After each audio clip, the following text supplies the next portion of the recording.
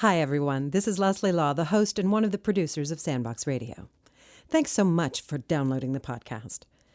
This show, the big one, was recorded at ACT Theater in Seattle in front of a packed house on December 28, 2016, and featured special guests Peggy Platt, poet Rose McAleese, singer-songwriter Lisa Koch, Cascadia Big Band, and an appearance by Chef in the Hat Terry Rotero. Sandbox Radio is made possible by the generous financial support of listeners like you. We've got some great stuff coming up for the 2016 season, and every penny you give goes directly to creating the show. It's easy to make a tax-deductible donation at our website. Thank you so much.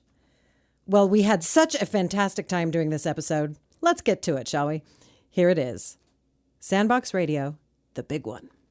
Sandbox Radio, we'll stay all day. In the backyard we'll play. Jump into our sandbox. We build castles and kings. Words become things. Sandbox Radio. Sandbox Radio. Sandbox Radio.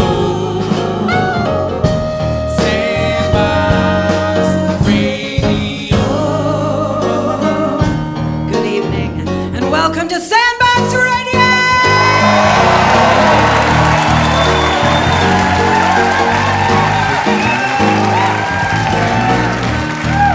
Coming to you live from ACT Theater in the heart of downtown Rain City, Seattle.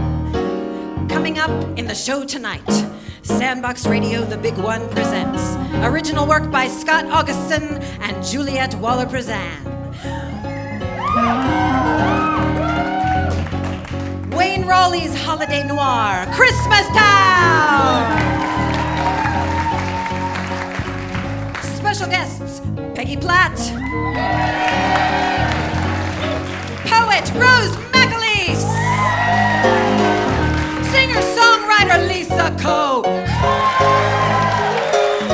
and the Cascadia Big Band!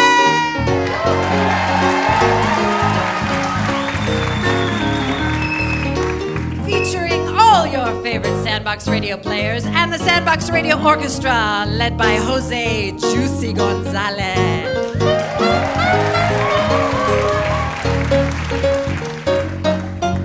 So, sit back and relax as we take you into the world of Sandbox Radio Live. Sandbox Radio.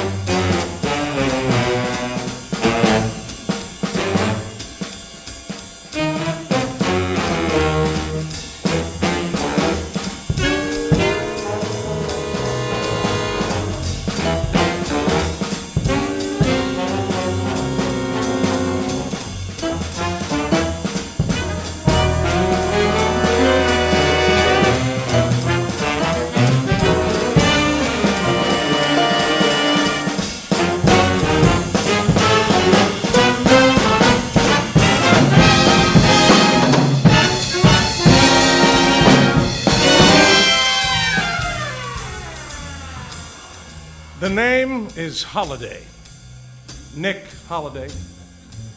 And trust me, I'm no saint. But if you can pay me half up front, most eves I can probably find what you are looking for. Unless, of course, what you are looking for is comfort or joy. Then you are on your own, because me, I work in Christmas Town. Around here, every night is the night before. But underneath all them twinkling lights, at least two things are always stirring: stiff drinks and trouble. Are you Nick Holiday, Private Eye? I turned around and there she was, a drop-dead gorgeous elf. Her legs weren't that long, but where they went made sense.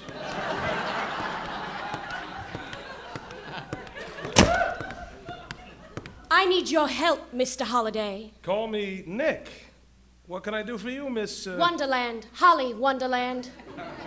Daughter of E.B. Wonderland? Owner and proprietor of Wonderland's department store? The same, so you understand money's no object. So why not just go to Daddy? Daddy thinks I'm tucked up in my bedroom fast asleep, and that's how I like it. They say you're discreet. If the news hounds at the Christmastown Caroler ever got a hold of what I have... Ring-a-ling, hear them sing? Exactly.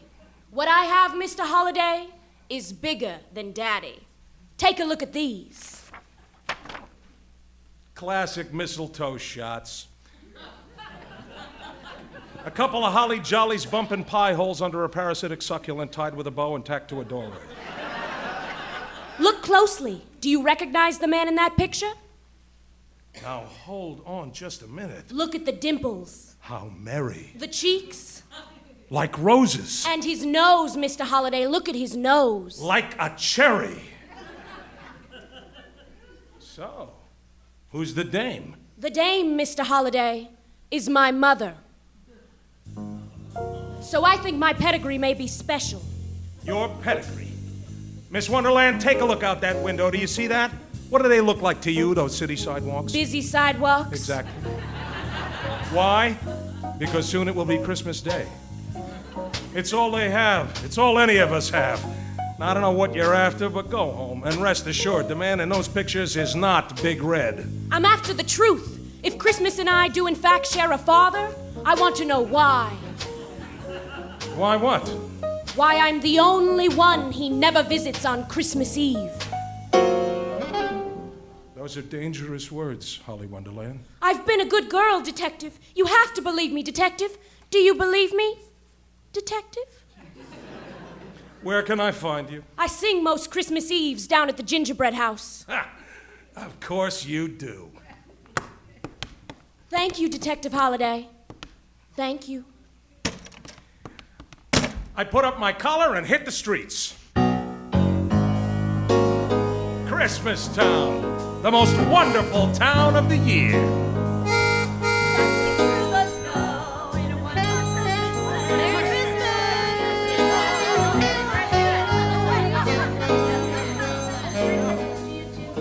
It didn't add up. If anyone had access to Big Red, it would be the Wonderland family. E.B. Wonderland ran this town from the tinsel clock in the storm drains to the star atop the tree in town square. Holly must believe her pics are the real deal to come to me. Believing in things isn't my strong suit. But when she grabbed my hand and looked into my eyes, I knew one thing for sure. My halls were officially decked. And if it meant seeing her again, it was worth peering down a few chimneys. Although I'll admit I'd never rattled a cage quite as big as Santa's castle before. As expected, a couple of pointy-eared goons stopped me at the front gate. Can I help you? I'd like to see Santa Claus. Go downtown and grab a lap, Seamus. Crush some imitation leg velvet, gumboot. Now, you see, for this one, I kind of need the real deal. Do you have an appointment? Nah, I was hoping I could just catch him. Perhaps you are unfamiliar as to what night of the year it is? Maybe he don't know. Okay, Flatfoot. Santa Claus. He's a magical Christmas sprite. He circumnavigates the entire globe, delivering presents, hope, joy, and delight to billions upon billions of people in a single night. It's quite an accomplishment. So you don't just catch him, Kay, unless you want to unwrap some knuckles with your face. That's a metaphor for him punching you. Jingle, don't explain it. It ruins it when you explain it. Jingle, jangle, what is going on out here? Nothing, Mrs. C. This guy says he wants to talk to Mr. C, Mrs. C. Oh, it's the busiest night of the year. That's what I told him, Mrs. C. I've got something for Red, Mrs. Claus. I'm just wondering where he is. You'll have more fun, lad, if you believe, not wonder. If you could just tell him Nick stopped by, I'd appreciate it. Have you been a good boy this year, Nick? I'd try. It would be a real shame if anything came along and ruined that, wouldn't it?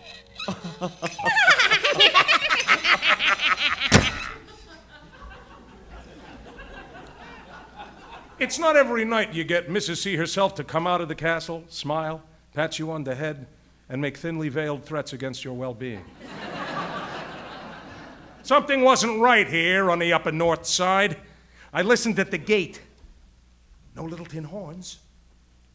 No little toy drums. No Rudy Toot Toots. No rummy tum tums. This castle was as cold as a Christmas turducken on the back of a vegetarian's walk-in. Well. You always did wait until the last minute to do your shopping, didn't you, Nick Holiday? Virginia Ribbons, crack reporter for the Christmastown Caroler. I should have known she'd hear the quiet too. You working a case, Nicky? What makes you think that, Ginny? You're sober and dressed. Same old Ginny. Did you hear? E.B. Wonderland called a meeting today. A big meeting. The city council, the mayor, and Big Red, too. Only get this. He didn't show. It's the busiest night of the year. Big Red didn't show, Nick. And no one knows where he is. Word on the street is he's gone, Nick.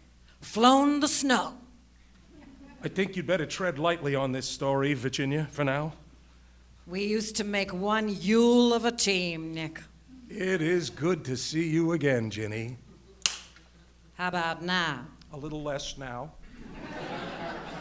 See you in the wrapping papers, Nick. I had to find out if Holly's mistletoe pics were real.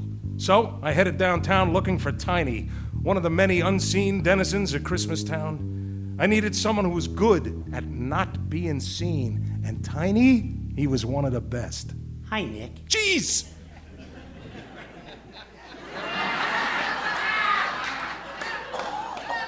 How do you do that, Tiny? I guess I'm just good at not being seen. I guess I'm one of the best. How's the leg? Still gives me a bit of trouble, seeing how it don't work and all. I brought you a sandwich. You're in luck. I need a sandwich. What you got in the envelope, Nick? Photos, Tiny. I need to know if they're fakes.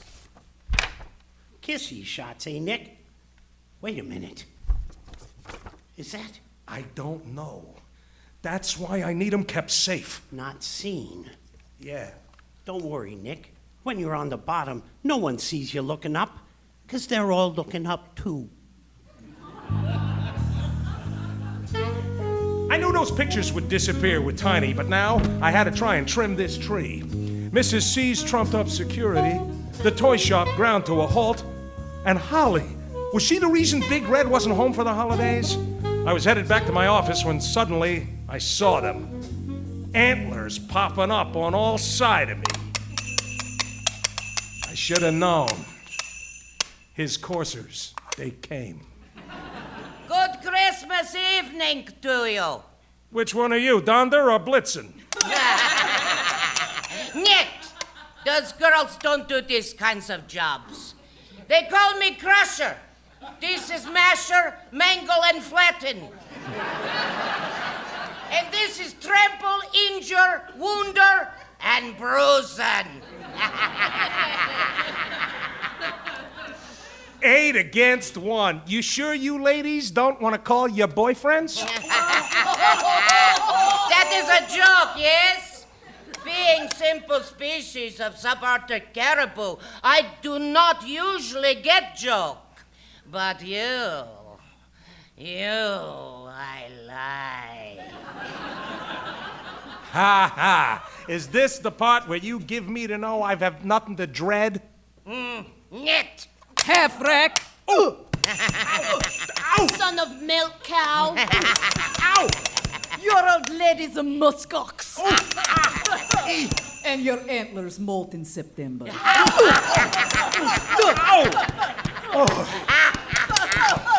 You have something we want.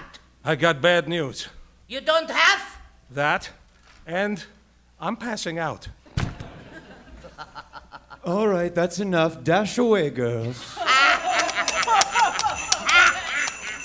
The fog was rolling in and my eyes were swelling shut, but I could tell who ordered the hoofwork.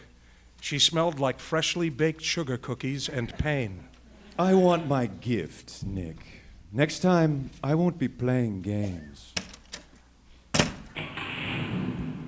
She was getting away. I knew I had to put a tail on her and right quick, but how was I going to chase her in all this fog? Where to, Nick?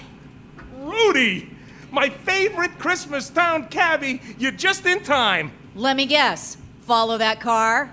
I was going to say, help me stand up. Gosh, Nick. A girl might think you'd expect something in return with a line like that.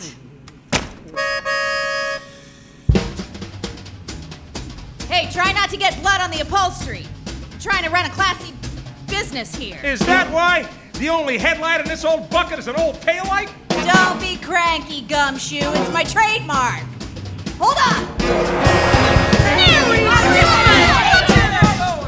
Besides, it cuts through the pea soup better than anything the other hacks have got. That's why I'm the best in the... Watch out! Business. Is that the car? Yeah, that's it. Nice job, Rudes. My only kind, Nix. What you got up there? Business as usual? Not even close, so stay close. They're heading into the multi-light district. Flashers, chasers, burnouts. There's a lot of bad bulbs out there. There! She's turning onto 34th Street. Oh, good. I was hoping for a miracle.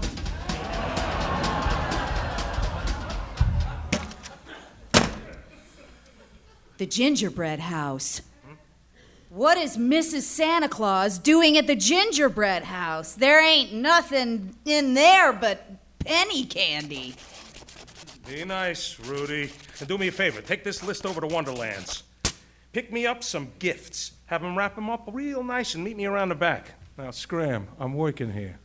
Yeah, you're working and I'm famous.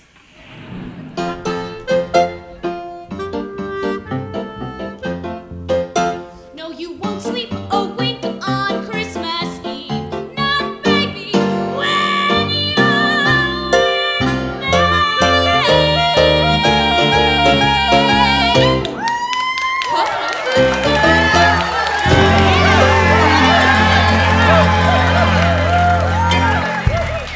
On stage, Holly Wonderland was wild and free, like an elf who finally found her toy shop.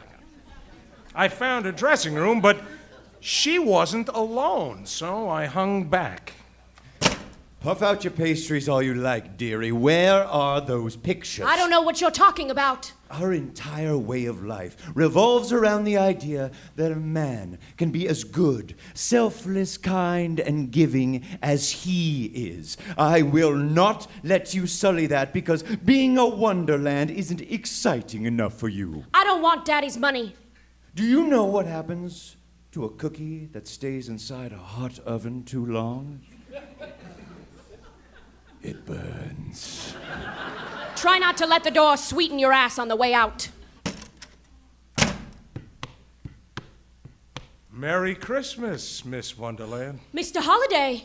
You were terrific up there. I'm terrific everywhere, Nick. Would you like a drink? I sure could use one. What happened to your face? I got laughed at and called names. I thought you were going to be discreet. Red's not in the castle, Holly. I've changed my mind, Detective. Give me the pictures back. I'll pay you in full, of course. Of course. Suddenly, you don't want my help. Every minute you have them, you're in terrible danger. And you can take your gifts. I can't accept them. That's okay, Holly. They're for the kids downstairs. How do you know about them? I used to walk a beat down here, remember? I used to look in on the girls in the orphanage. Still a baker's dozen worth of street urchins under our feet. More than that. The gingerbread girls won't turn anyone away. They take 'em in, give 'em a bed, give 'em a hot meal, and keep 'em off the frost. Tell me something, Holly.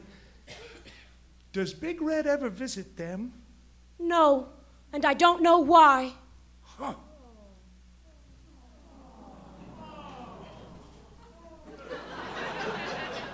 Well, those are for them. You can say they're from Red if you want to. Maybe I was wrong about you, Nick. She kissed me. And suddenly, I wanted to tell her my secret, too. Hey, Holly, for what it's worth, he ain't never come to me either. Well, Detective, perhaps that's why fate has brought us together. We must be the only two people in Christmastown who've never received a visit.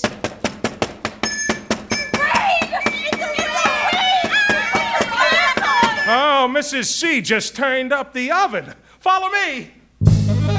Whoa. Well, suddenly the room began to spin and I was on my knees. I'd been had. You.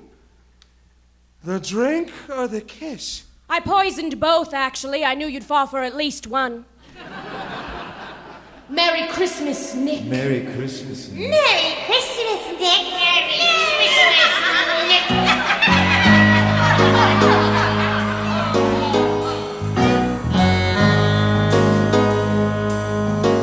Stay tuned for the conclusion of Christmastown by Wayne Raleigh.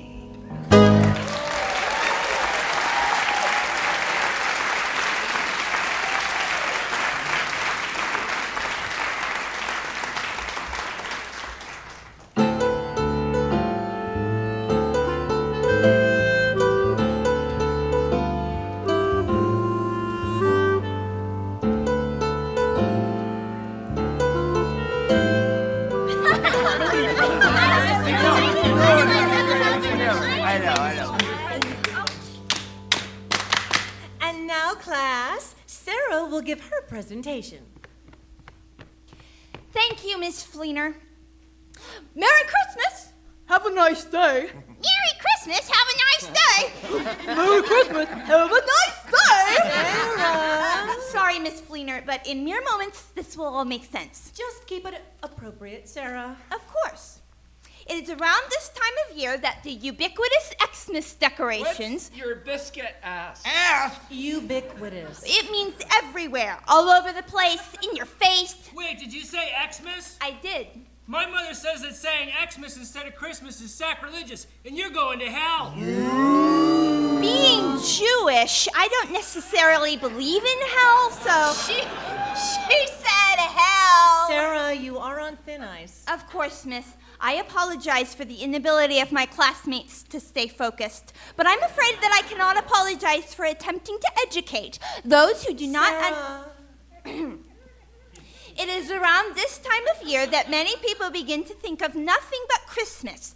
And so Jewish children, such as myself, are forced to raise up a minor and unimportant ritual so that we too can feel a part of the holiday season. Questions are raised. Are we allowed to enjoy pumpkin-spiced things? That's Thanksgiving. Can we love the 6 Christmas carols we play in orchestra far more than the one boring dreidel, dreidel, dreidel song? But they made it out of clay. Have we converted if we accidentally wear red and green? What's converted? And so, we make this holiday, Hanukkah, into the next big thing every year. Do you even know why? It's a festival of lights. Yes, but why? Because baby Jesus was born in the manger and they didn't have any light. Nope. Who cares? You're lucky. Why? You get a present every night for like a week. Not always true. You have 7 more minutes. Oh, geez. Okay. Dear class, my presentation is on the story of Hanukkah. Once upon a time, a long, long time ago, there was a Greek king who ruled Syria. Why didn't he rule Greece? Have you not heard the expression, it's all Greek to me? So? It was all Greek to them. End of story. Can we go to recess? No, not really. End of story. For I have enlisted fellow classmates to help act out the story for further erudition. Actors? Here are your scripts. Lights up. I am King Artichokes. Antiochus. Antiochus. Antiochus. Antiochus. I am King Antiochus. I rule all this land and all that land. I am a Greek who rules much, but yet I am not satisfied. We are the people of Judea. I bring you many new gods to worship. No thanks. What? No thanks. My many gods are way better than your one god. We're okay. No, you're not. You gotta worship this guy, Zeus. Bless you. This is not a joke. Oh!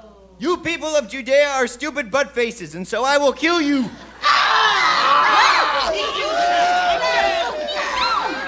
Sarah, I am serious. Oh, well, it's okay. They didn't kill everyone. I'm still alive.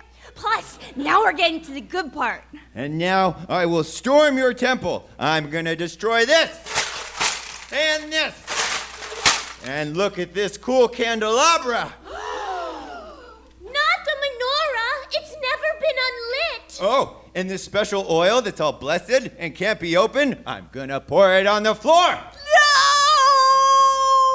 And just for fun, I'm gonna let some pigs run around. Come on, seriously?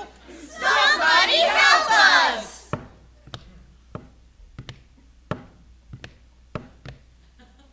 I can help. No offense, but you're a really old guy.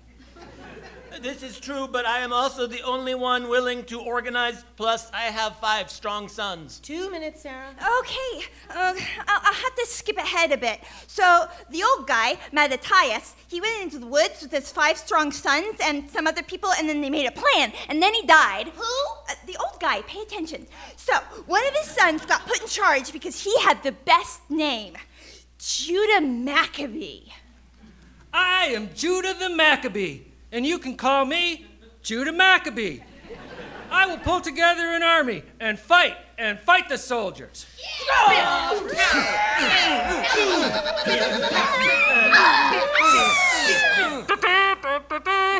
I win! Now, to get back into the temple. This temple is a mess. Let's work!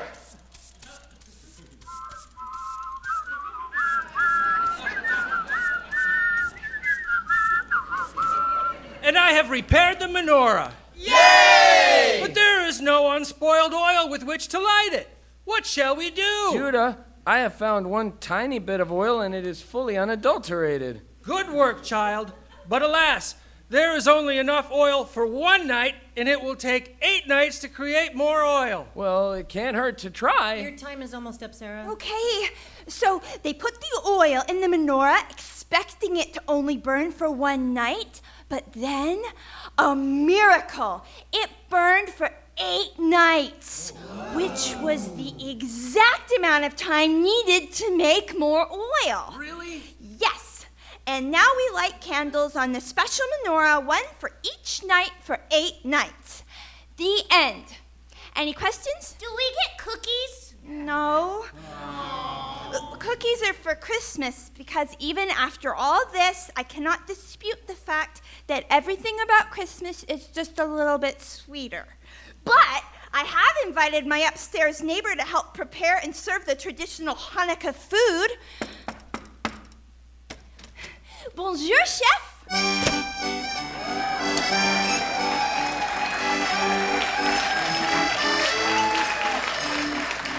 Bonjour, Sarah.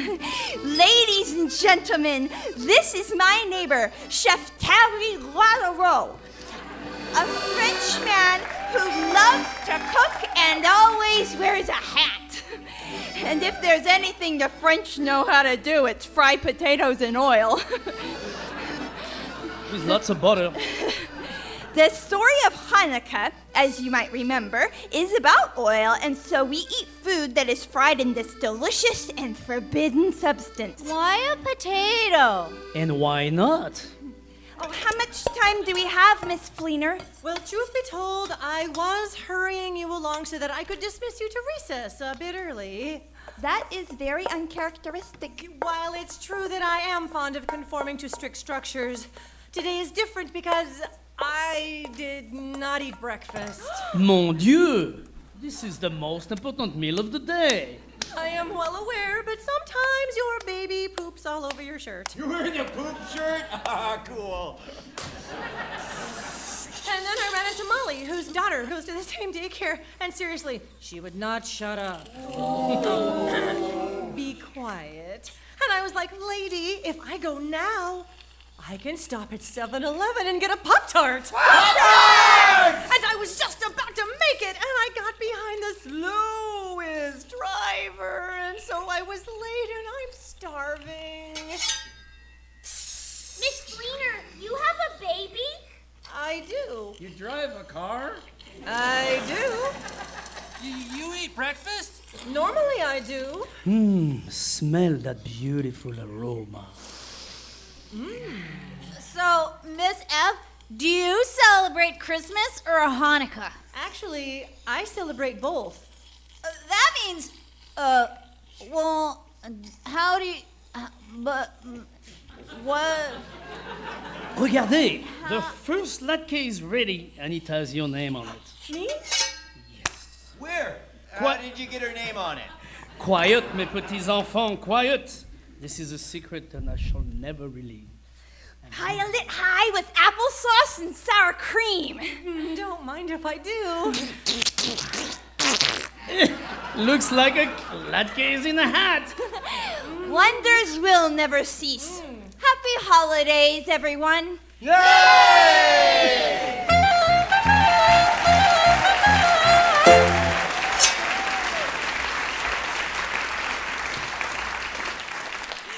So, Lisa, when we asked you to come join us on the show this time, and we told you that the theme was the big one. The big one. What did that make you think of? Well, you know, it made me think of an awful lot of things, but the first thing that kind of popped up, well, yeah, maybe the second thing that kind of popped up was the passage of time. For instance, birthdays. You know, the big one, the big 4-0, the big 5-0, the big 9-0. Wherever you are in your age, whatever's coming next is the big one. And so I'm going to set up the song that I'm going to do. Not long ago was the 50th anniversary of the Beatles' first appearance on The Ed Sullivan Show. And how many people in the audience, by applause, how many of you saw the Beatles the first time on The Ed Sullivan Show? It's a good, healthy group of the audience, which means that you're real old, is what that means. Means that you are more than 50 years old. I hate to break that to you.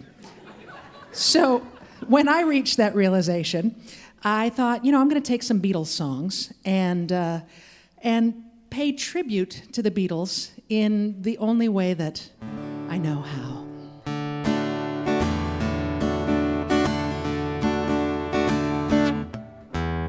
When I get older, gray in my hair, that would be right now. Will I still be keeping up with all the trends? Facebook, Twitter, words with friends. Put on my Spanx, now I gotta pee. Thank God for that flap. Will I be happening? Will I be napping when I'm old as crap? Listen, do you want to check your hearing? Cause I'm trying not to yell. Oh, get closer. Let me shout in your good ear. Say the words you long to hear. Antiques Roadshow is on in 10 minutes.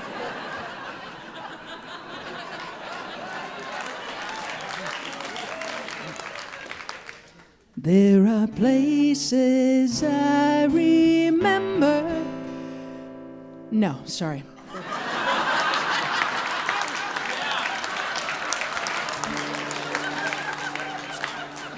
When I find myself in my spare bedroom, why did I walk in here, please? CRS is happening, memory. And I can't form a sentence, 'cause the words, they just won't come to me.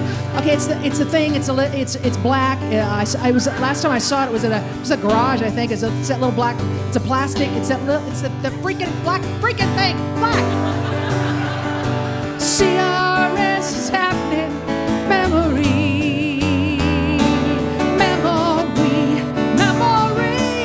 Where the hell did I put my keys?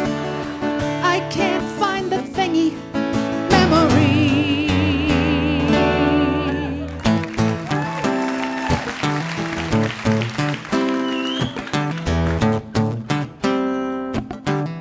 Here come a stop sign, it came right out of nowhere. Got to squint my eyeballs, lenses multifocal, and my night vision sucks indeed. Got to drive real slowly, 'cause it's so hard to see.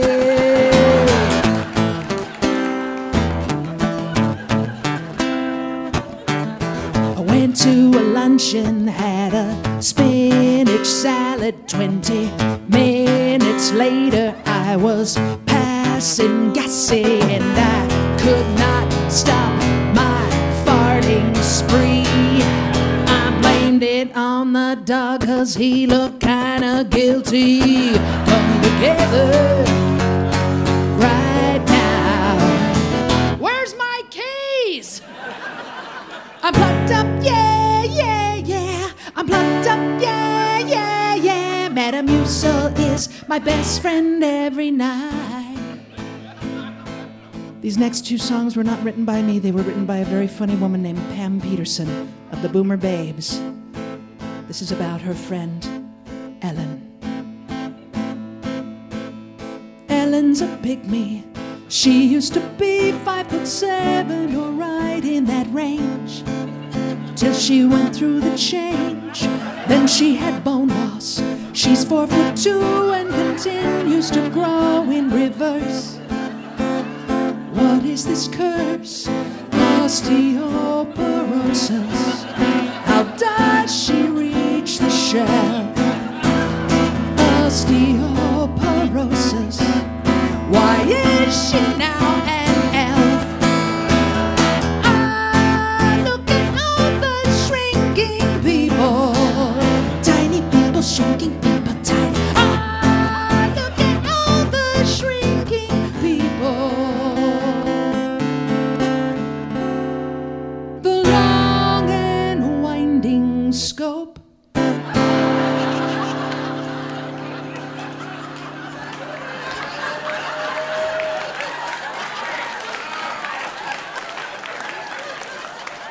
That leads through my back door. That camera up my ass is something I abhor. Don't make me drink that stuff. Oh, don't make me drink that stuff. I gagged on it before. I've just seen a face I can't forget. Time or place, it was the mirror in the bathroom. I screamed when I looked into it tonight. La la la la la la.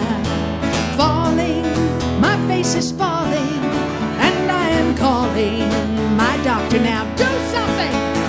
Botox, I need some Botox. Cosmetic surgery, I'll never frown. I'm plucked up, yeah, yeah, yeah. I'm plucked up, yeah, yeah, yeah. I'm plucked up, yeah, yeah, yeah, yeah.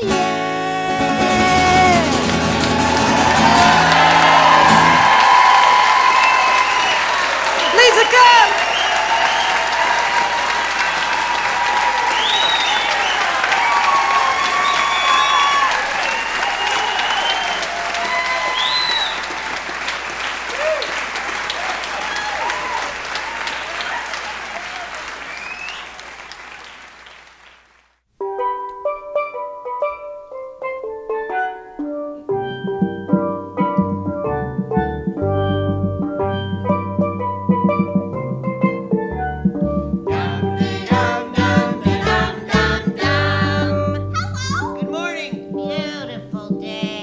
you do? How are ya?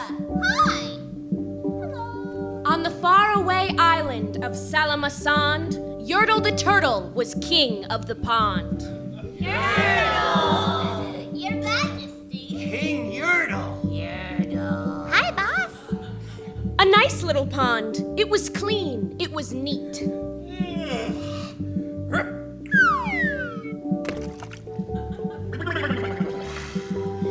Everybody in! Come on. The water was warm. There was plenty to eat.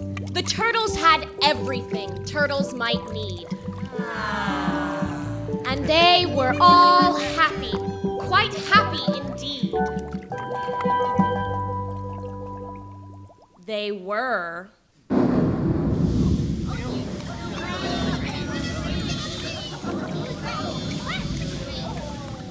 Until Yertle, the king of them all, decided the kingdom he ruled was too small.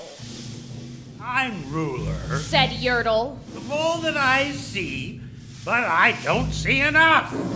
That's the trouble with me, with this stone for a throne. I look down on my pond, but I cannot look down on the places beyond. This throne that I sit on is too low down. It ought to be higher. He said with a frown. If I could sit high, how much greater I'd be. What a king! I'd be ruler of all that I see. So Yertle the Turtle King lifted his hand, and Yertle the Turtle King gave a command. He ordered 9 turtles to swim to his stone, and using these turtles, he built a new throne. He made each turtle stand on another one's back. And he piled them all up in a 9-turtle stack. And then Yertle climbed up.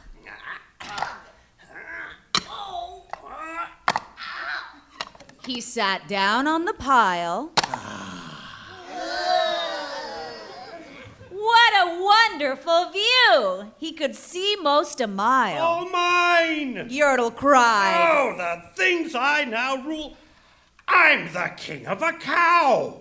I'm the king of a mule. Yay. I'm the king of a house. And what's more, beyond that, I'm the king of a blueberry bush and a cat.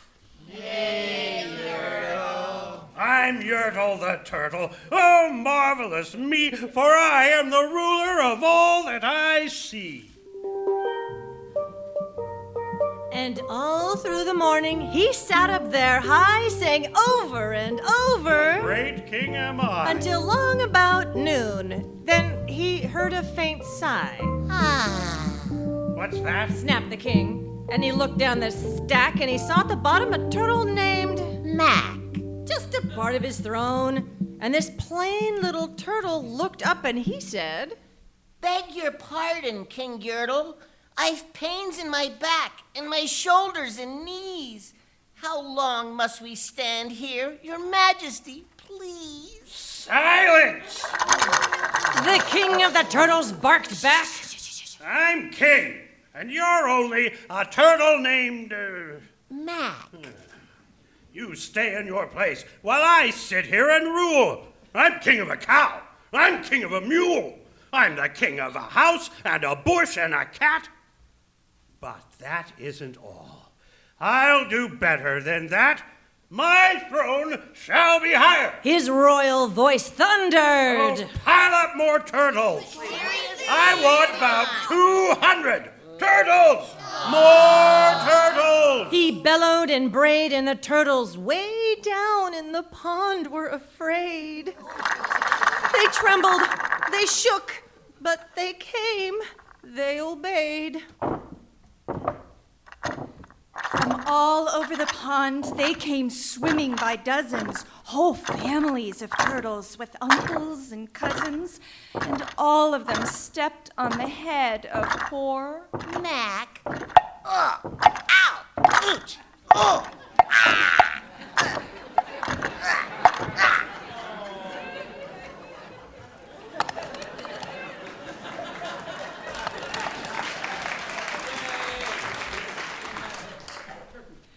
One after another, they climbed up the stack.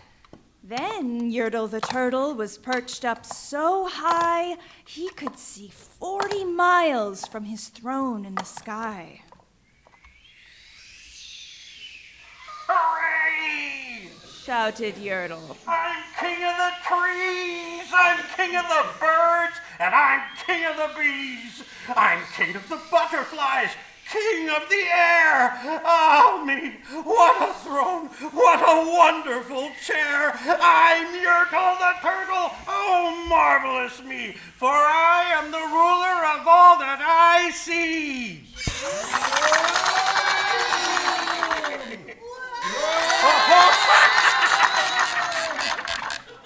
Then again, from below in the great heavy stack, came a groan from that plain little turtle named Mac. Your Majesty, please. I don't like to complain, but down here below, we are feeling such pain. I know up on top you are seeing great sights, but down here at the bottom, we too should have rights. We turtles can't stand it. Our shells will all crack. Besides, we need food. We are starving. groaned Mac. You hush up your mouth! howled the mighty King Yertle. You've no right to talk to the world's highest turtle. I rule from the clouds, over land, over sea. There's nothing, no nothing that's higher than me. But while he was shouting, he saw with surprise that the moon of the evening was starting to rise up over his head in the darkening skies.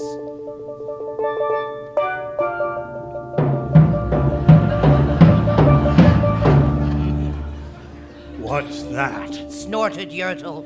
Say, what is that thing that dares to be higher than Yertle the king? I shall not allow it.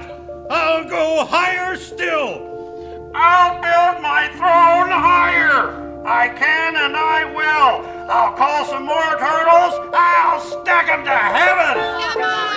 I need about 5,607. But as Yertle the Turtle King lifted his hand and started to order and give the command, that plain little turtle below in the stack, that plain little turtle whose name was just Mac, decided he'd taken enough, and he had. And that plain little lad got a little bit mad. And that plain little Mac did a plain little thing. He burped. And his burp shook the throne of the king. Whoop, whoop.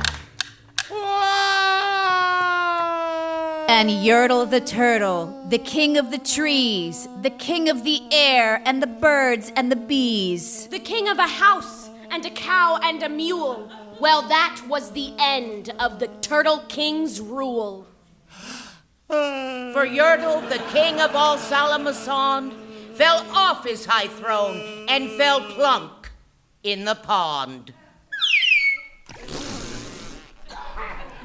And today, the great Yertle, that marvelous he, is king of the mud. That is all he can see. And the turtles, of course. All the turtles are free. As turtles, and maybe all creatures should be.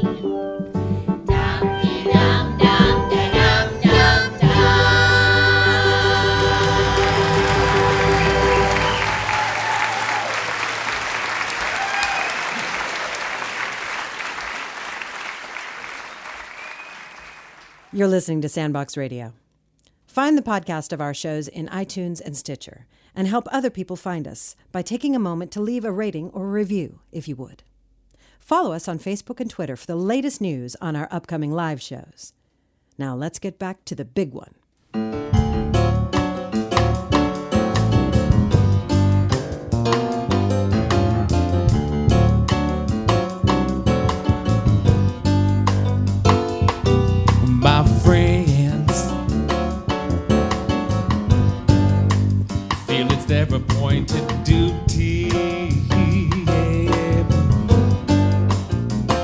keep trying to tell me all you wanna do is use me.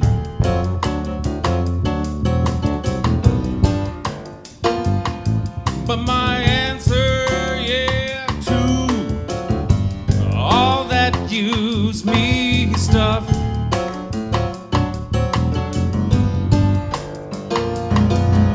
is I wanna spread the news that if it feels it's good getting used, you just keep on using me until you use me up.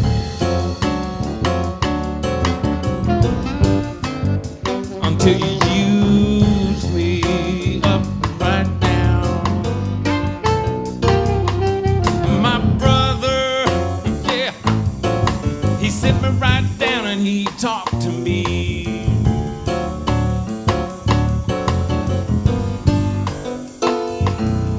He told me that I ought not let you just walk all over me.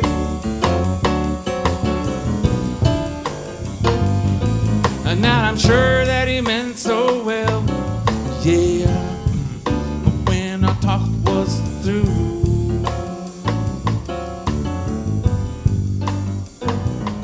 I said, brother, if you only knew, you wish that you were in my shoes. You just keep on using me until you use me up.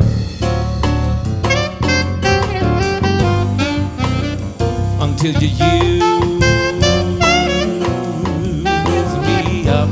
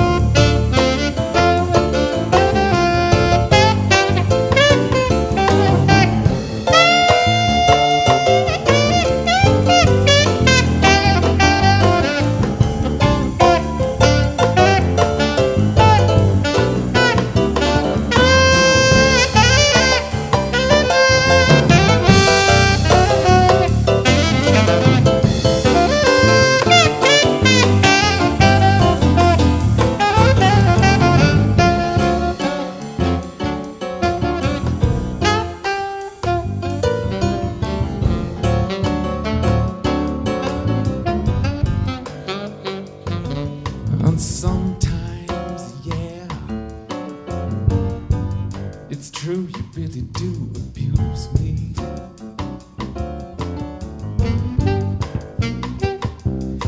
You get me in a crowd of high-class people, then you act real rude to me.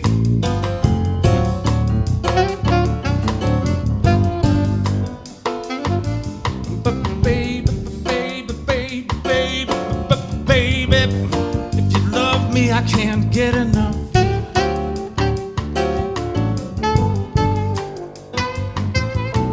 I wanna spread the news that if it feels it's good getting used, you just keep on using me until you use me up.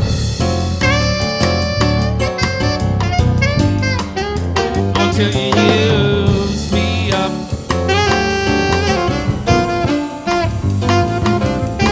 I'm talking about using me, but it all depends on what you do to me.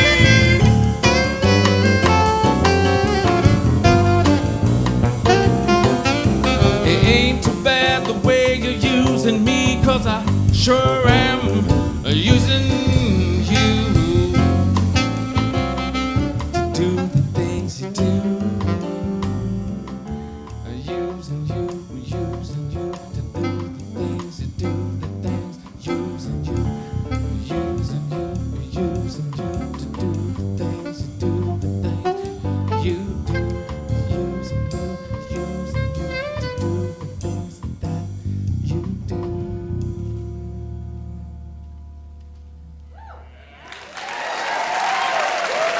Dan Tierney on drums, Michael Marcus on bass, Des Preston on sax. My name is Jose Juicy Gonzalez. If you're curious about what we do as a trio, check us out online. We have a New Year's Eve show, 7 o'clock in Ballard. Check us out. Cheers. Give it up for Jose Juicy Gonzalez and the Sandbox Radio Orchestra.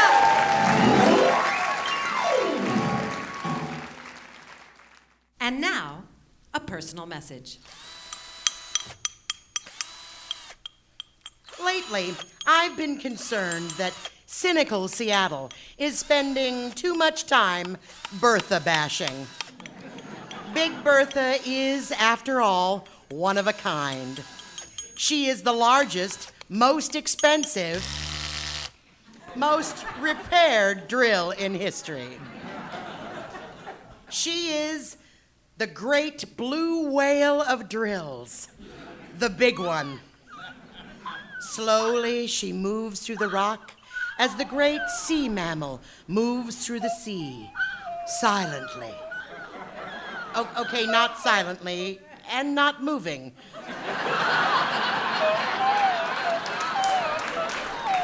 But soon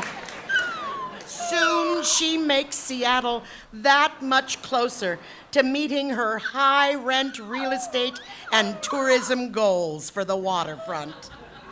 After all, it's the tourists that matter. Are tourists happy? Will they come back? And will they bring more and more tourists when they come again? Here on the eve of 2016, only 2 years beyond the original completion date, Bertha is back on the job. She's passed her tests, most of them, and is scheduled to start drilling January 4th, or the 11th, or March 8th. Thus making the final opening date of our shiny new traffic tunnel September 2017, or spring of 18. Barring Union and Port of Seattle disputes. 2019 for sure. Just think, when the viaduct is leveled and the new tax and zoning codes are voted into place, the new construction of hotels, a second convention center, and a park with no benches, thus discouraging loiterers, can begin. Bringing maximum enjoyment to our tourists and conventionaires, as long as they can stand or walk on the cement paths. And finally, the final completion in 2028. Sure, I'll be dead. But think of the children. I don't have any, so I think of others' children. Well, others' children's out-of-town guests. Won't it be nice for them? At this point, you may be asking, what's in it for me, the regular Seattleite? I'm losing the best free view of Seattle from that old viaduct. The city skyline, the Space Needle, the waterfront, both the Olympics and the Cascades can now only be seen from high atop the Rainier Aron mini storage. Well, no matter. I've got a clear shot from Lake Union to Harbor Island. Underground. No distractions. No light. Who needs light? Not this pasty Northwesterner.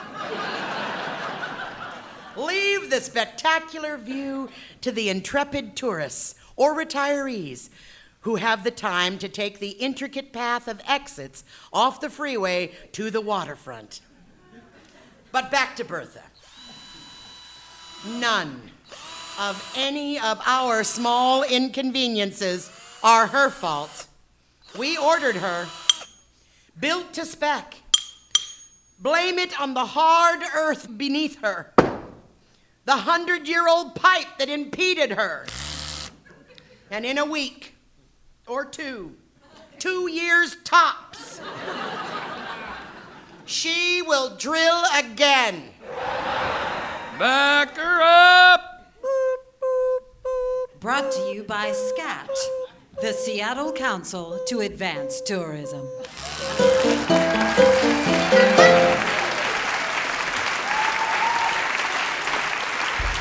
Peggy Platt!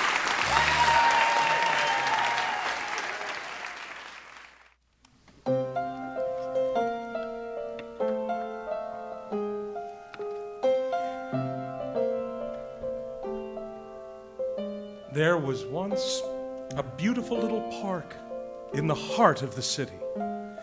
And across the street was a handsome olive green neo-Victorian house. In that house lived a lively pair of rambunctious twins, Annie and Max. Those two were always up to something. This is not their story.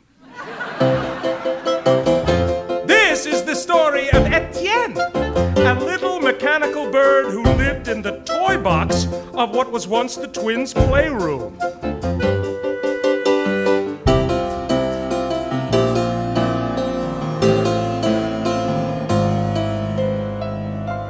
One windy Wednesday, Etienne perched next to his best friend, Azure the elephant.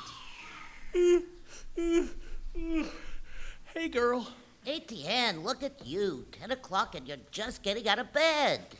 Can you keep a secret? I don't rightly know. No one ever told me a secret before, but probably. I went out last night. Out? Like out of the room? More. Did you go downstairs? I went out of the house. You went outside? Oh, that is so dangerous. What was it like? It's big. I've heard that. Oh, but Etienne, what would have happened if you had wound down? They would have been no one to turn your key. You'd have just laid there forever. I learned how to wind myself up. Watch.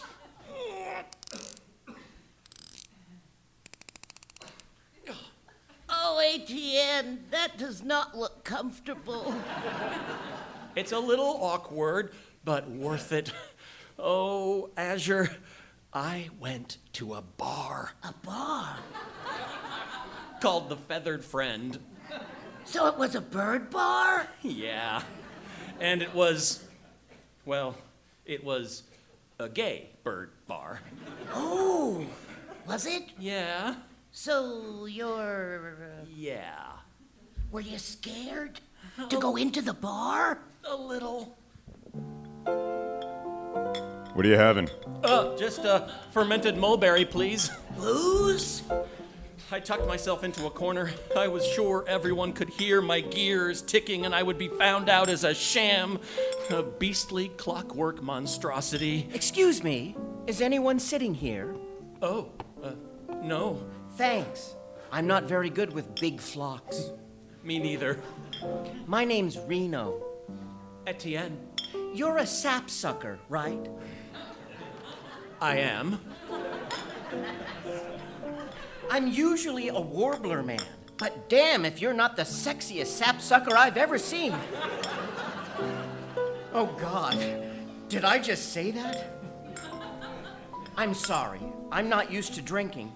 Can't seem to keep my beak shut. Uh-huh. I don't recognize your species. Oh. I'm a dusky seaside sparrow. Say that again? Dusky seaside sparrow. Once more?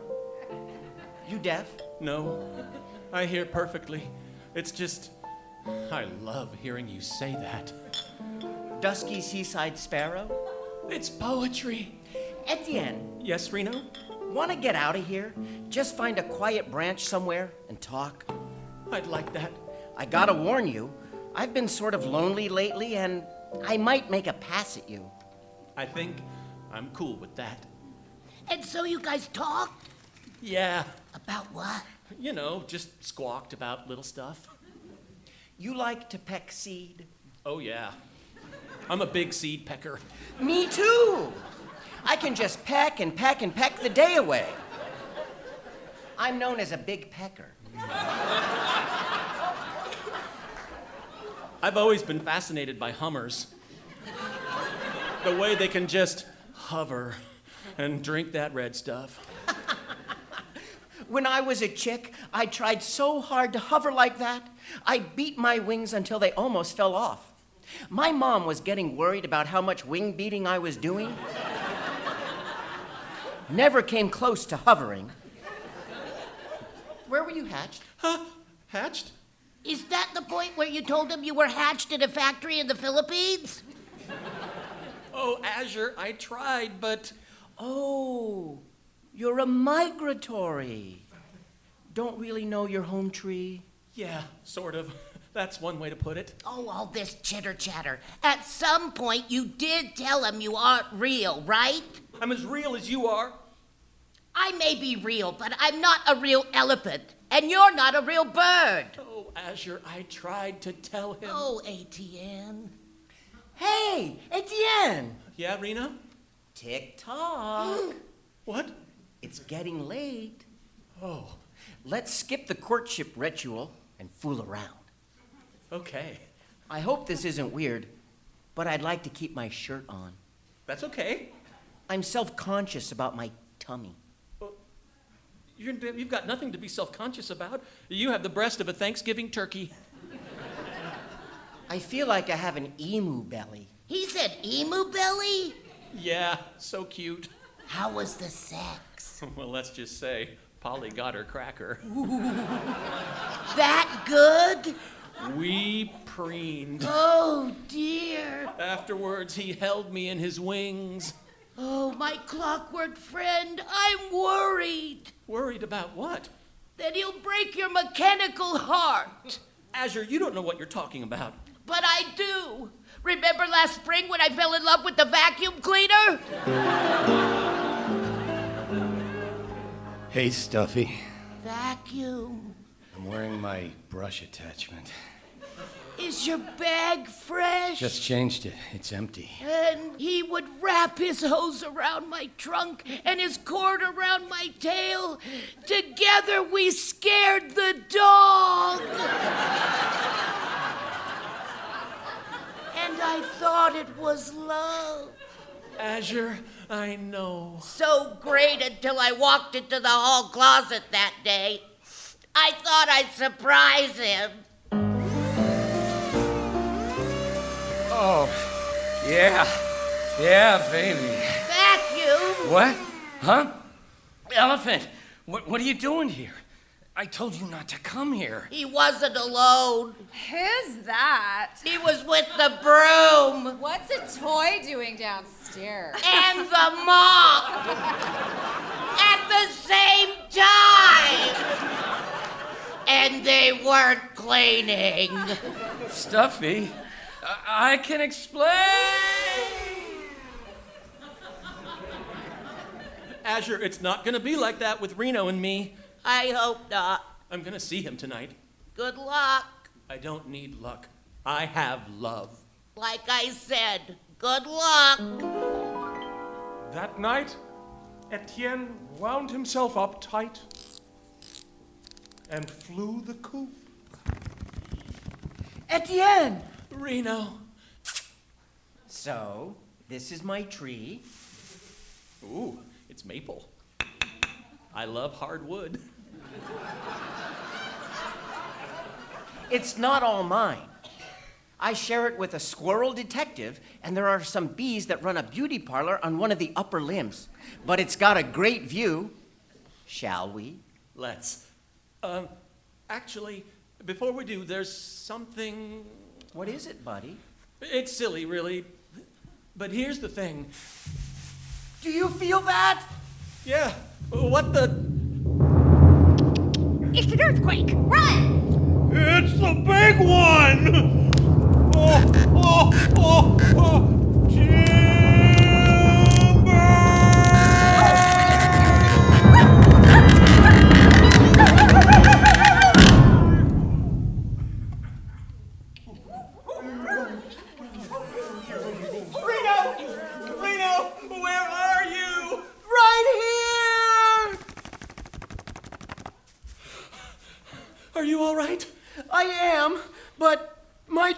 has fallen.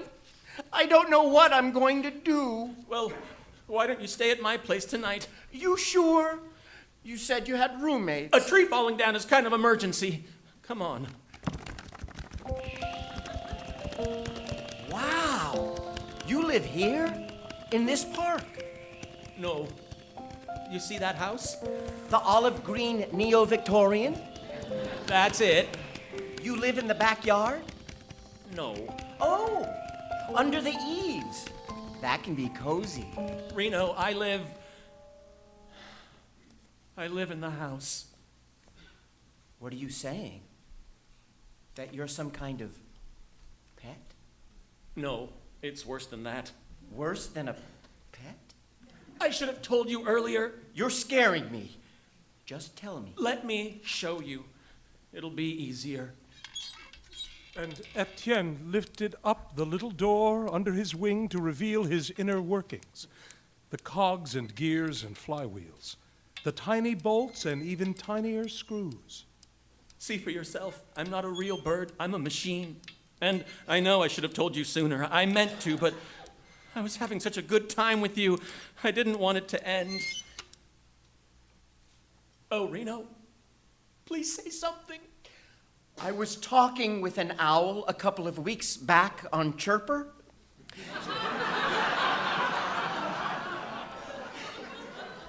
And he said something that stuck with me. Living things belong with living things, and non-living things with non-living things.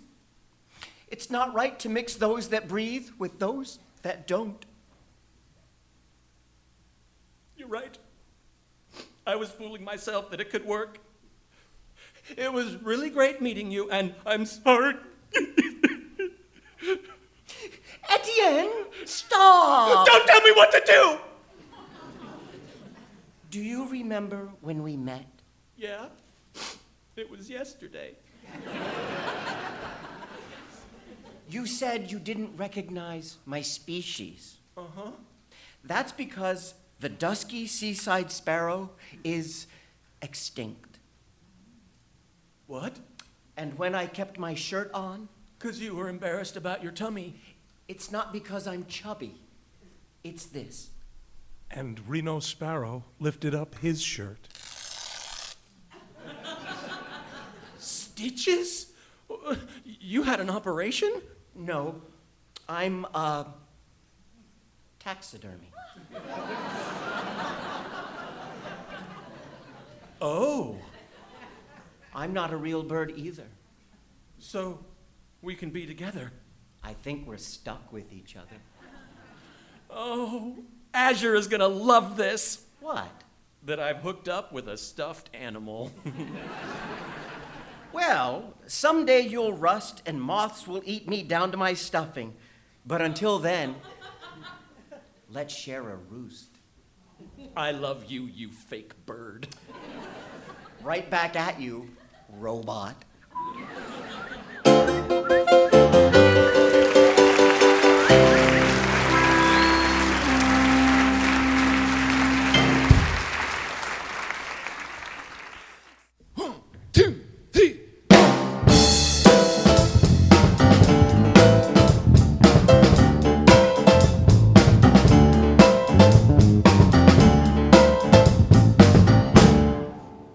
James Brown steps on stage.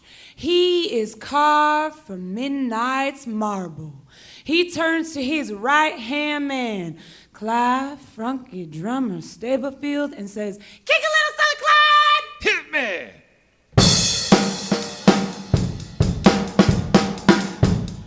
Clyde, bursting from his rhythm and blues, beats the drums with such ease, like God told him to play, like he was God playing the drums. The sound that came out was pure, cold sweat. Its flesh ran naked around the arena, a classic in the making.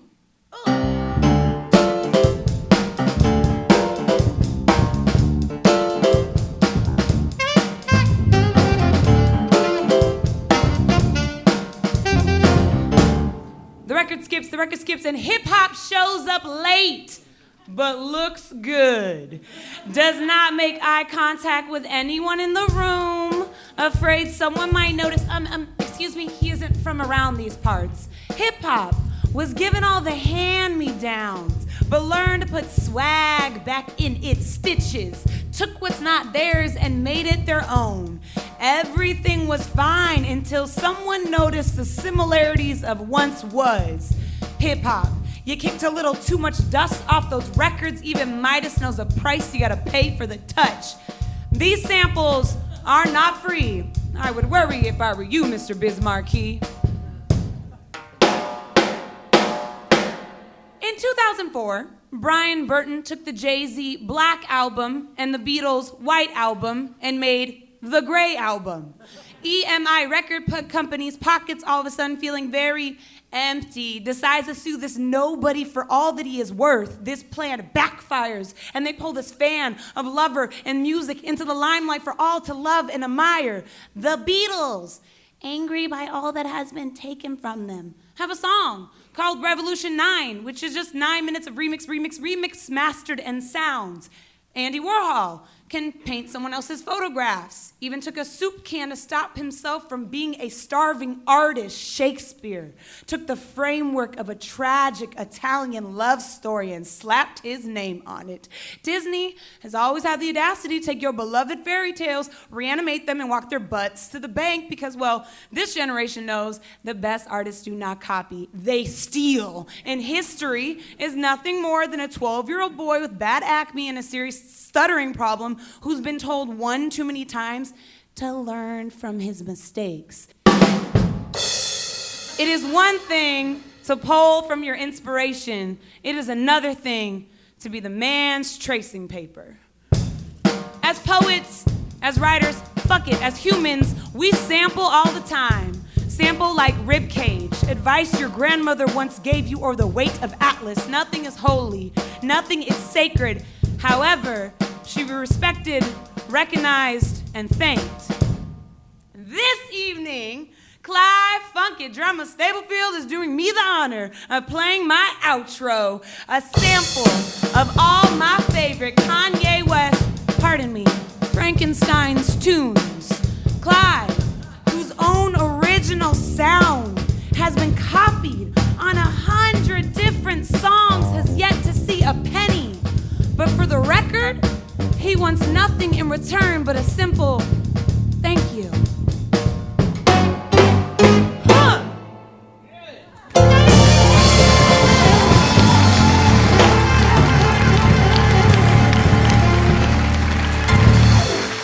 Rose McAleese!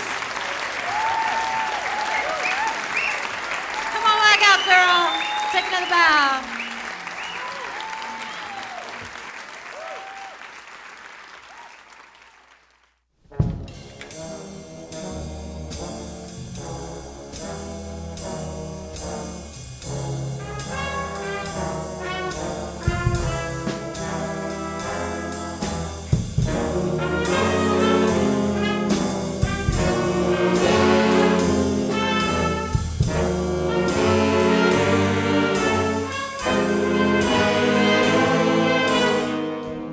Merry Christmas, Merry Nick. Christmas. Merry Christmas, Nick.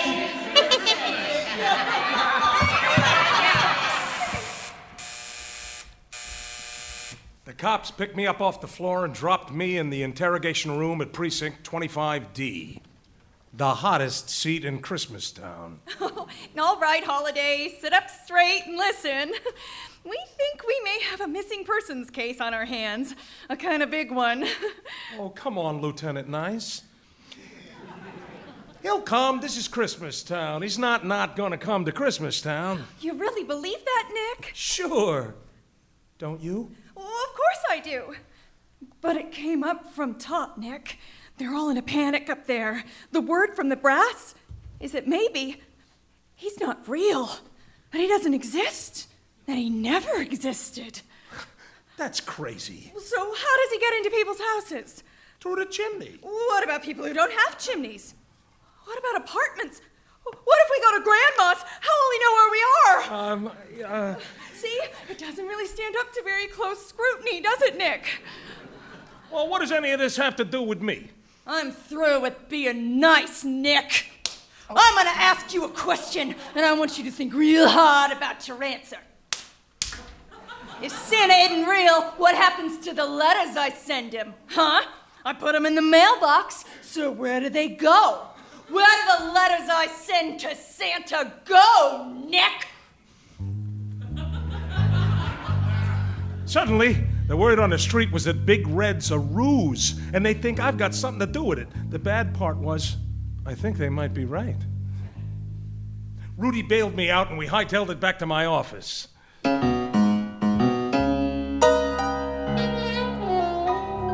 Ransacked! Mrs. C, Holly, the cops, someone wanted me out of the way long enough to turn over my office looking for those mistletoe pics. Rudy, tell me something. Santa Claus, has he ever come to you? Nah. But you're the nicest kid I know. Well, I figure other people might just need him more. But one thing I have noticed, everyone says how much they like the lights. I guess that's what I like too. I look forward to the lights. I figure maybe that's the reason all our towns sit right smack dab in the middle of winter, because that's when we need the light most. Be a real shame if the darkness lasted forever, wouldn't it, Nick? Yeah, a real shame.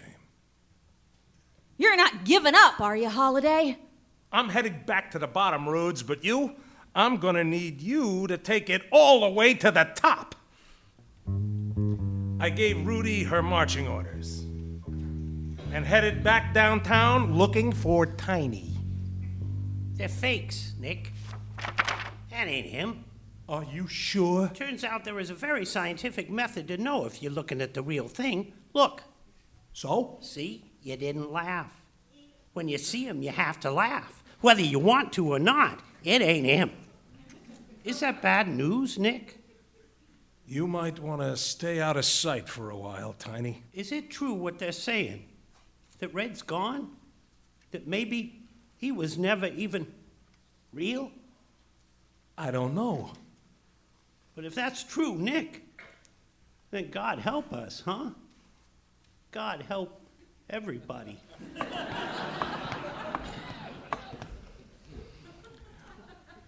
Why don't you come out, Holly, into the light? Give me those pictures, Nick. They're the only proof anymore that Santa Claus is actually real, and Daddy'll do anything to get them back. Where you gonna go? Daddy won't find you. North. It's cold up there. I'll bring a coat. Give me that gun! No bullets. I've worked with better femme fatales, Holly. Let me go! Daddy says that Red's not real. He's going to tell everybody that he's never been real. I've got to find him, Nick, please. He's all we've got. All any of us has got. Are you laughing at me, Nick? Why are you laughing at me? I said I was gonna help you. Thing is, now I think you actually need it. Well, isn't this sweet? Hand him over, Holiday. It's no good, Virginia. The pictures are fake. So what? Don't you get it? He has to be real. He's the spirit of Christmas. And nothing is more important than Christmas. It is the most wonderful time of the year. A time for family and friends and giving and joy and goodwill and love and peace, and I will shoot dead anyone who says otherwise. She really loves Christmas. See ya in the wrapping papers, Nick. It's you. Oh God.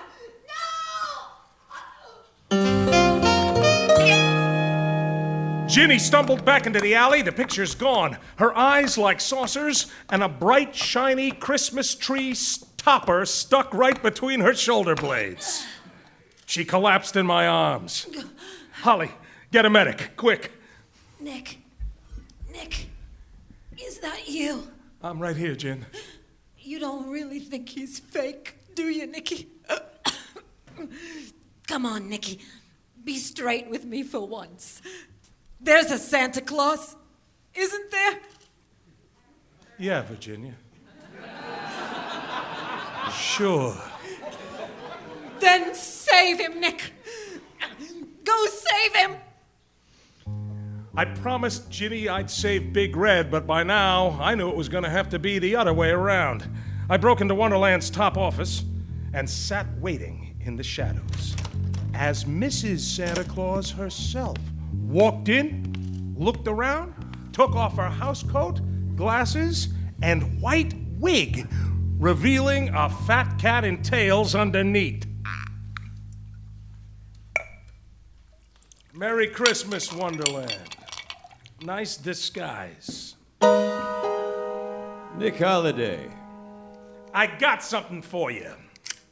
It's a bullet. I hope it fits. I don't think you'll shoot me, Mr. Holliday. You're too interested in what I have to say. How you plan to run Big Red out of town for good with some fake mistletoe shots and tell everyone he never existed? Very good. But these pictures are quite real. This is Chris and Jessica at one of our first office parties. Chris and I were partners then. He made the public appearances. I ran the business side. But if that's him, how come... You don't laugh when you see him in spite of yourself? Because, Nick, Santa Claus no longer exists. How? Because on a night very much like this one, standing in this very office, I watched him die.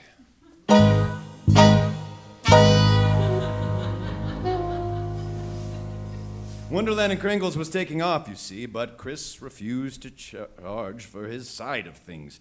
Started giving rambling speeches at shareholder meetings about the true meaning of Christmas. So I went to the board. Then I met him here to let him know we'd no longer be requiring his services. We argued. He ran at me, caught his foot on the desk, and his bowl full of jelly carried him right through that window, down 20 stories to the courtyard below. But the people would know the next eve when Santa didn't come. That's what I thought. But nothing happened. No one dared mention that Santa hadn't actually come to him. They kept right on believing, and they kept right on buying. You don't care about those pictures. It isn't the man you're worried about. It's what he means to people. That's why you leaked Big Red being a fake to the press. You're planning to shut the whole thing down. Shut it down? Dash it all, man. I'm trying to save it. Look outside. Those children laughing, those people passing. Who do you think keeps that going? I do. And despite all that I do, deep in their hearts, they feel it, that there may be something more.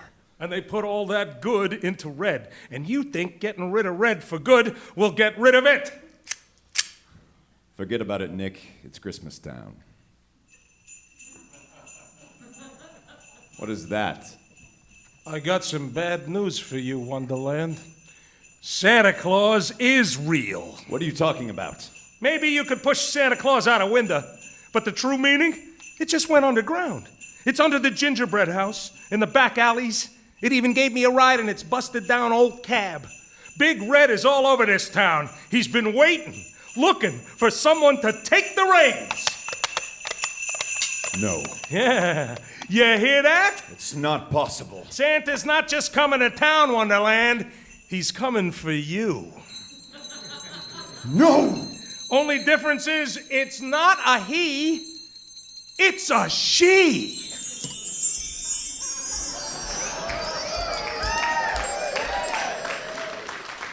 Hello, E.B. Holly! No, no. No, no, no. No, no! Well, Wonderland, stop!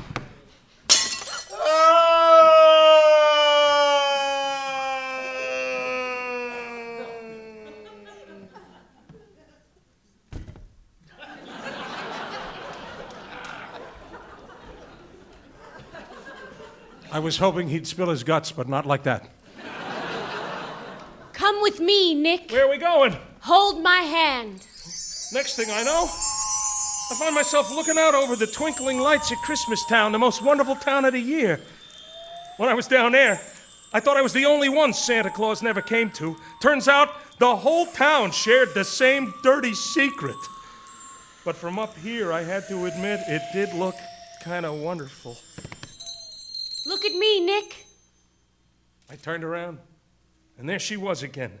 Only this time, she was dressed all in fur from her head to her foot, and I knew in a moment exactly who she was. Eyes, dimples, cheeks, nose, lips, the works. So I did the only thing I could do in a moment like that.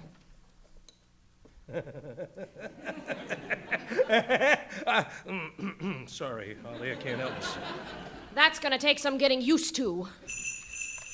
I got 'em here, Nick. All 8 of them. They lined right up. They loved me. How did you know it was me, Nick? Well, I didn't at first, but all that good, the true meaning, it had to be going somewhere. Growing up a little, getting ready. What if they don't like me? I don't exactly fit the profile. Things change, sometimes, even for the better. Thanks for believing in me, Nick. Thanks for being real, Santa Claus. Hey, Rudy, if you're ever looking for a job, let me know. I could use someone like you on my team. Really? Gosh. Dash away, girls. Ho, ho, ho. Merry Christmas.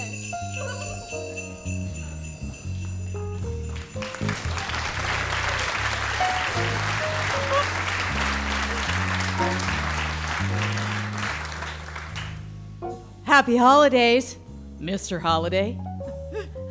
Happy holidays, Rudy. Someone a whole lot smarter than me once said, darkness is cheap, and Scrooge liked it. Funny thing about darkness, though, it can't last. Eventually, the light always comes back.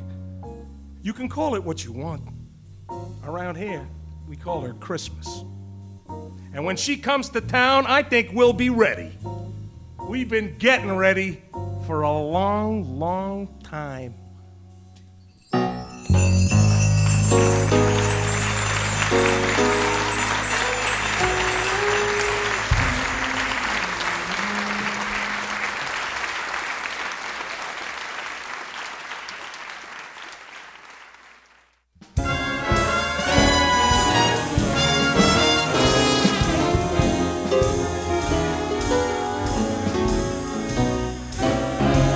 Maybe it's much too early in the game. Oh, but I'd like to ask you just the same. What are you doing New Year's Eve? Wonder whose arms will hold you good and tight when it's exactly 12 o'clock at night, welcoming in the new year, New Year's Eve. Maybe I'm crazy to suppose I'd ever be the one you chose out of 1,000 invitations you receive. Oh, but in case I have one little chance, here comes the jackpot question in advance. What are you doing New Year's Eve?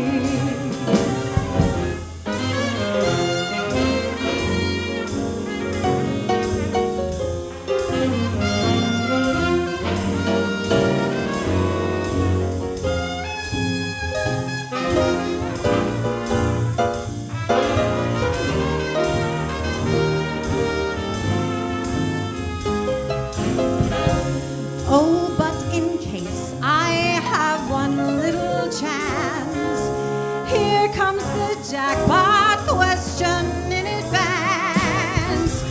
What are you doing New Year's Eve?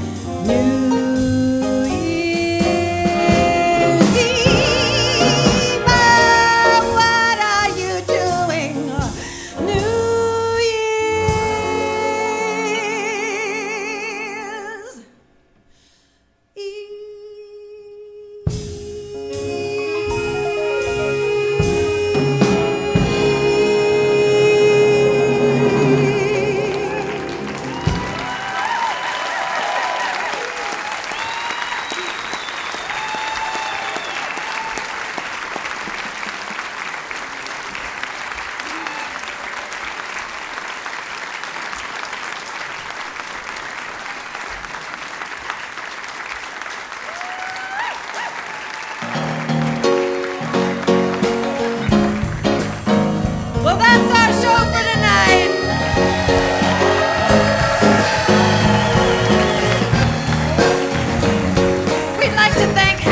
Theater for having us, and special thanks to the marvelous crew here in the gorgeous Falls Theater.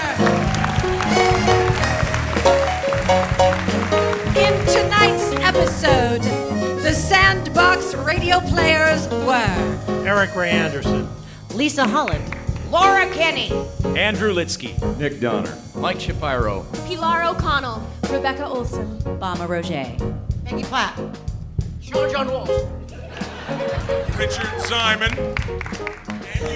And I'm Leslie Law, your host. And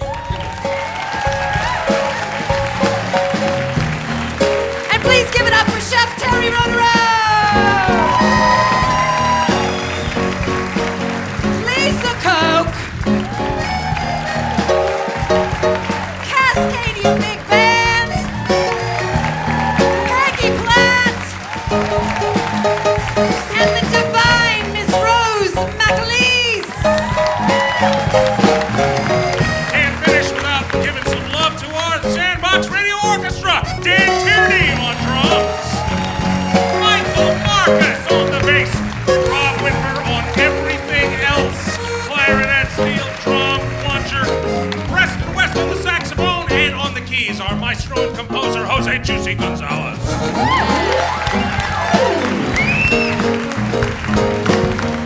Our stage managers tonight were Shigeko Carlos Nakano and Amanda Ray. And this show was recorded by Brian Moynihan and sound engineered by Brendan Hogan and lit by Sal Pons.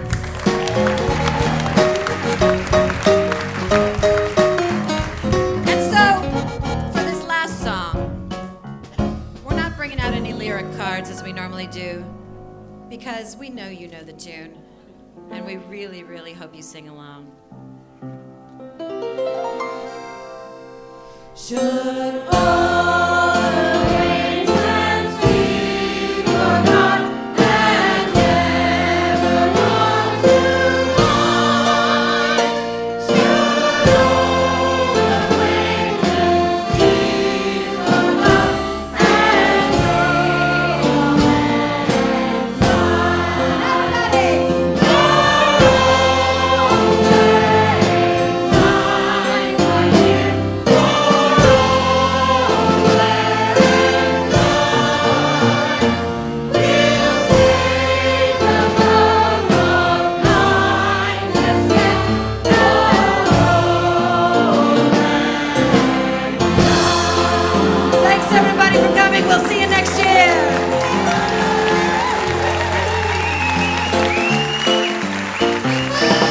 Good night. This episode was written by Scott Augustin, Peggy Platt, Juliet Waller-Przan, and Wayne Raleigh. Yertle the Turtle by Dr. Seuss was adapted for the episode by Sandbox Radio producer Richard Ziman.